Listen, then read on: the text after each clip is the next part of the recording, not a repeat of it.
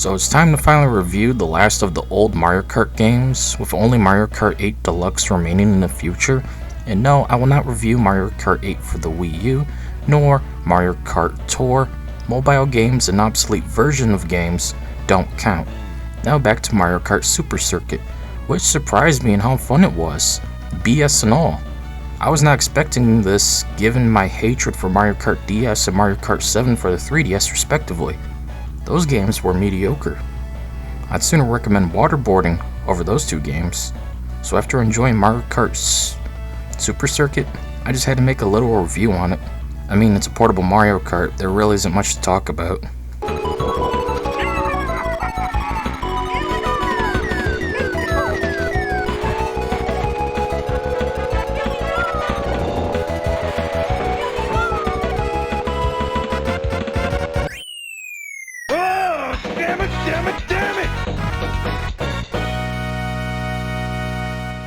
Given it's the handheld version of Mario Kart, there's bound to be corners cut.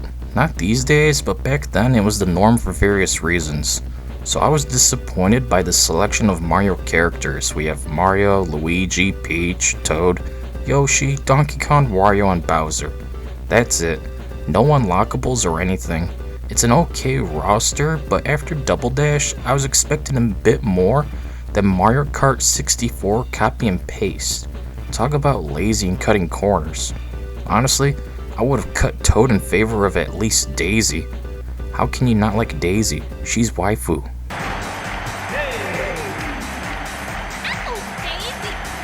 The tracks are a mix of old and new, with all the tracks from Super Mario Kart making a return to help fill out the list. Again, lazy and cutting corners.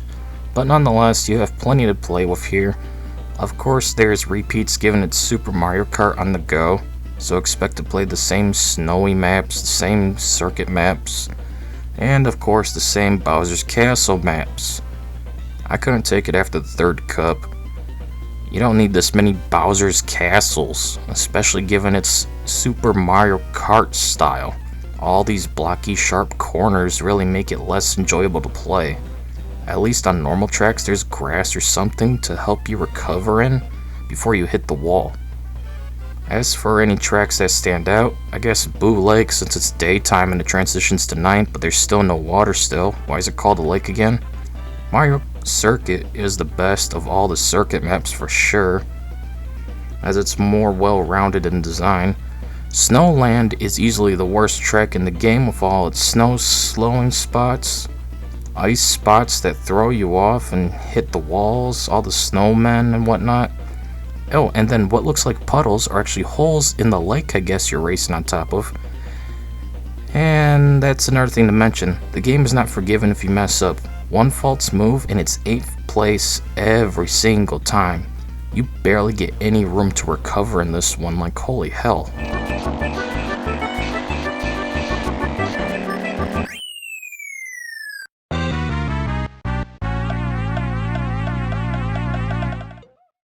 The game controls pretty good for a portable Mario Kart game, especially one in the style of the very first entry Super Mario Kart for the Super Nintendo.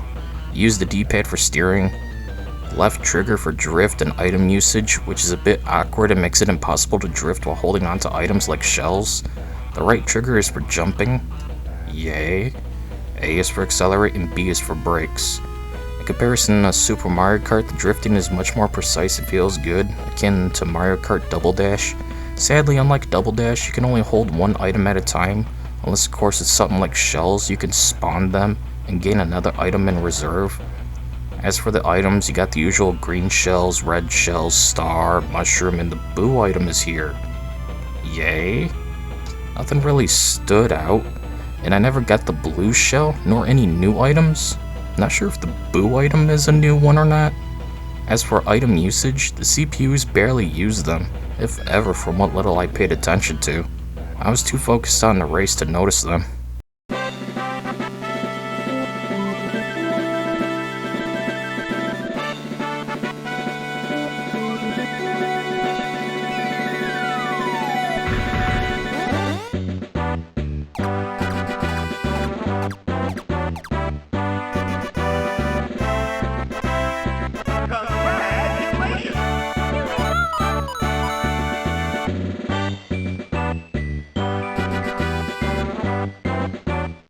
Since the game is a portable Mario Kart, there's technically only one game mode, that being Grand Prix. But at least there's Quick Race. Time Trials is here, but who the hell cares, it's Time Trials. Battle mode is entirely multiplayer only, so I won't be covering that, as that requires friends, and I'm a gamer. So we'll just cover Grand Prix. Like usual, you must get first place in all races and win the gold in order to unlock the last trophy.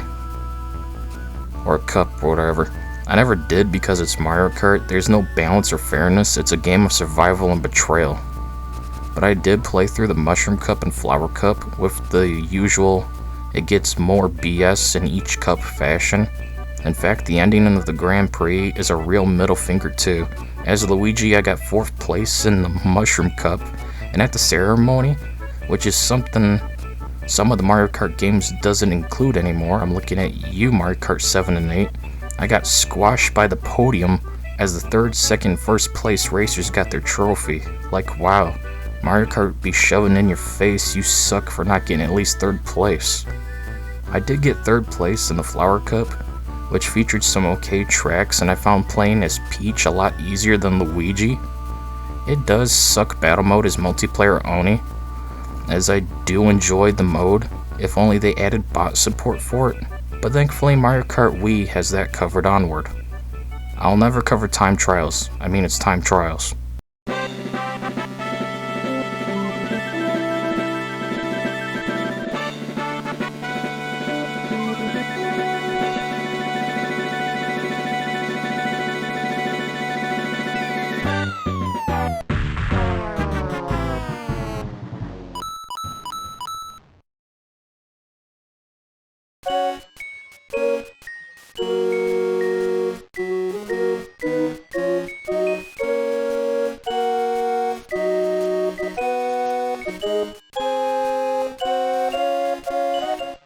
At the end of the day, Mario Kart Super Circuit is surprisingly fun time, from its smooth controls to its usual Mario Kart bull logic moments. I do recommend the game if you want a decent portable Mario Kart game, but if you wanted a portable Mario Kart game, just get Mario Kart 8 Deluxe. Still, for its time, this little Game Boy Advance title did the job. I don't know when I'll start to cover Nintendo Switch games.